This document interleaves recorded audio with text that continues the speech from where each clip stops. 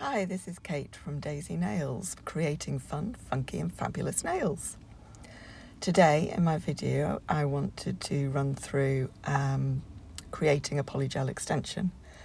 And to be honest, since I recorded this video, I have actually subtly changed my technique so I get a better C-curve, but I'm sure I will do that in a future video to show you.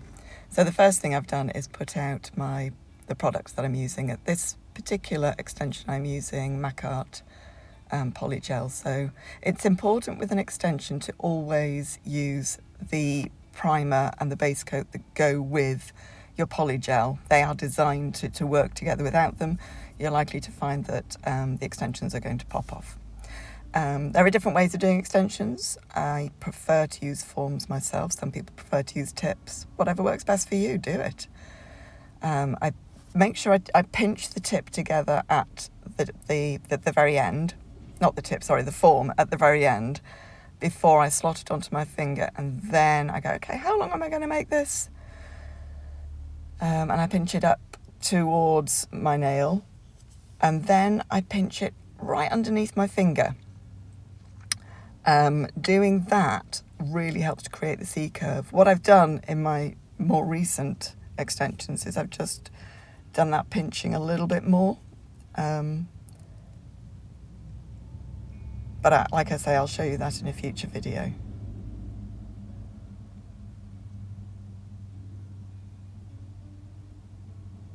Okay, so we go with the Dehydrator. Basically all this does is it removes moisture from your nails. If you get moisture underneath the product, it can end up causing pockets of non-adhesion.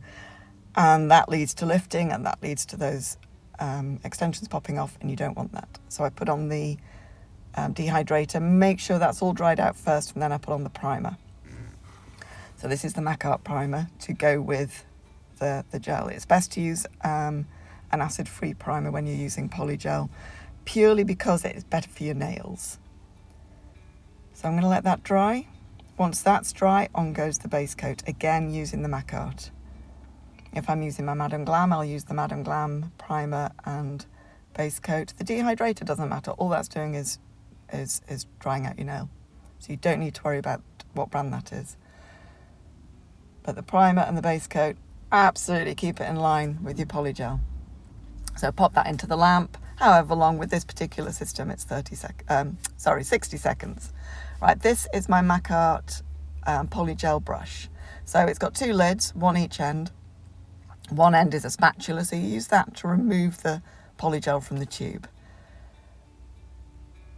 I always take both ends off and just play with it like that. Some people like to put the lids back on and off. Personally, I don't do that. Again, personal choice. There we go. Take my little bit of polygel off,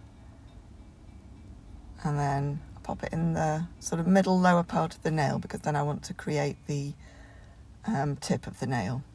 Get a little bit of can't talk this morning. Isopropyl alcohol onto my brush. Dab it off so it's not too wet. You don't want too much of that alcohol mixing in with your polygel. And then you can just mould the gel. It's so beautiful.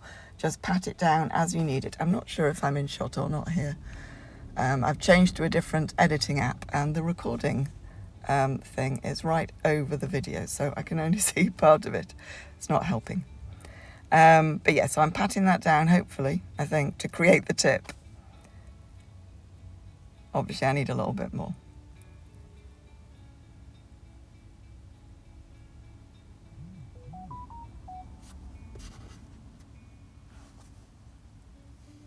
There we go.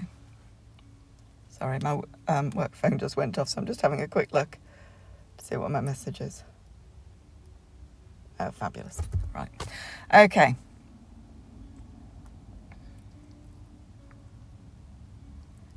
Oh, the other issue I had when I was making this video was I'd clamped my sort of support thing for my camera onto a small table. And the small table wasn't strong enough to hold it, and it kept falling off. So there's a lot of funny breaks in this. You'll see them. Don't worry about them. There's lots of cuts where it goes from one to the other. You know, because I've edited the bits where the camera's fallen over out, but there were a lot of those. Right, anyway, where am I up to now? Right, so am I now putting the apex section on? So I'm going to put the polygel slightly further up, not all the way up to the cuticle, because what you want to do is put the polygel sort of in the section of the nail you want the apex, and then you just push it gently back towards the cuticle, so you get a nice little blend of the cuticle. You don't want too much of a step there. You want it to blend nicely. It will give you more longevity. If you've got a step, it's more likely to lift. So get that as flat as possible. Get your brush at a nice gentle angle to do that. And around the sides as well, you want that gentle angle towards the side. So tap, tap, tap at the top and at each side at a nice gentle angle to get that blend in. Okay, I think I must have cured that. I need to find a different way of doing this voiceover, or finding it a different app, because I can't see what I'm actually doing the voiceover for. So cleaning it off with some more isopropyl alcohol. Obviously your polygel will come with a slip solution. That is usually isopropyl alcohol, possibly with something else in. You can use the isopropyl alcohol on its own, as long as it's, I think it has to be 90% or above, or is it 70%? I'm not sure. I will check that for you. Okay, now we're filing. So I'm going to file down the sides. Now, I haven't perfected the art of creating the perfect extension without having to file it into shape afterwards.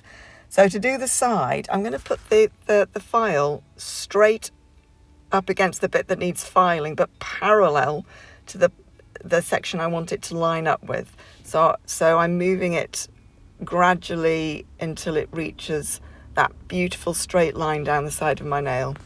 And then for this section, we put the file flat, obviously, and again we put it against the bit we want to file, but parallel to the level we want it to be filed to, so it brings it up in a nice straight line. I hope that makes sense. I think it does. We're doing the same at the other side. Oh, now we're doing the muffin tops, as Susie on Nail Career Education calls them. Brilliant name for them. Whenever I do that, I'm thinking in her voice. I can't do a Canadian accent, but I can do one in my head. It's nearly as good as her English accent, where I do, I think muffin tops must do the muffin tops. And I bring that file down the sides you just get a much nicer finish when you do that. It's not bulky at the sides. Then I get the electric file out just to smooth out that shape. Electric file, I swear, is one of my best purchases and best training courses as I've ever done. It's sped things up and made things. So I do have arthritis in my thumbs, you see, which is, I think, from many years of playing games on my phone. Self-inflicted completely, but it's there. So having something to file things down other than the hand file, I'm happy to use the hand file for a little bit of shaping up, but other than that, it's the electric file all the way for me. There we go. Doing your own nails, especially as I chose to do my right hand, and I am right-handed, so I'm doing this with my left hand, my non-dominant hand. So trying to get that electric file in all the positions in a comfortable way that I'm in control of it is always a little tricky. I probably should have done the other hand just to show you a more natural way, but hey ho, that's life. Maybe when I do my next one, I will do it with I'll actually be working on my left hand. I can't at the moment. I did new extensions on myself literally just last night. While watching TV, obviously. So we want to make sure we get it, however much we worked with the brush, make sure using the file that you're nice and close down those side walls up at the cuticle area. And you've got a nice apex. You don't want it too big and bulky, just a nice rounded apex.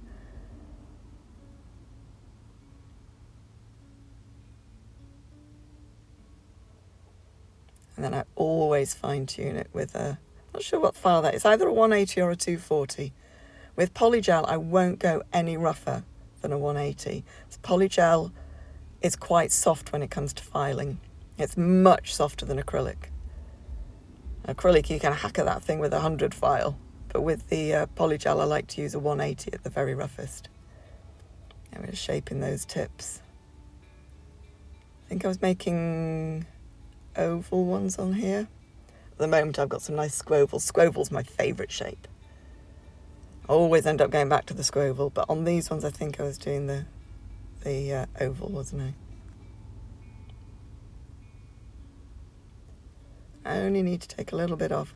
And then what I do, I sort of file a bit and then I hold it up to my window, because that gives me a really good silhouette. And when you get the silhouette, you can really see how the shape is coming along. And if there's any bumps, lumps, or, if it's bigger at one side or the other, that really shows that up. So I recommend doing that.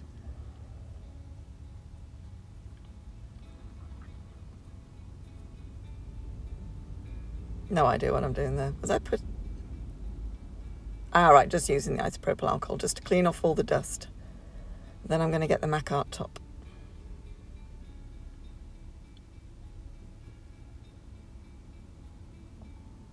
Always check that nail from different angles, from on top, from looking down the tip, look at it from the side, check you've got the shape you want it to be.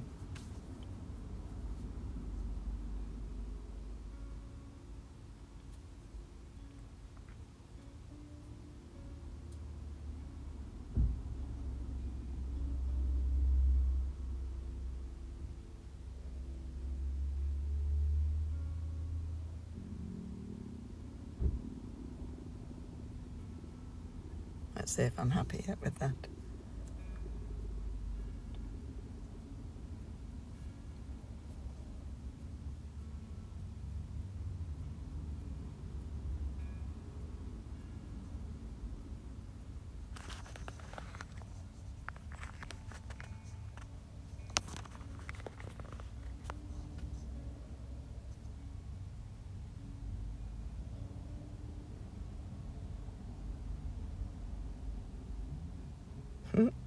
Get the file out, get the IPA out, get the file out, get the IPA out. Am I happy yet? I probably should have sped this bit up, really, shouldn't I? This is taking a long time. See, I'm going to sing at you now, and I am not the world's best singer. Right, so we've got the top coat. What was that called? Mac Art Top It Off. Right, I'm going to put a nice shiny top coat on here. It's a no wipe top coat, and there's a specific reason for that, because after this I'm going to put a bit of chrome powder on, and for chrome powder you want a no wipe top coat.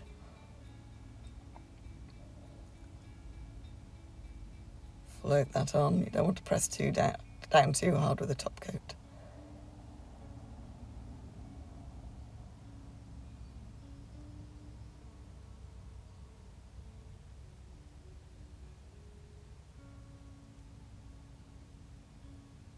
And cap it off.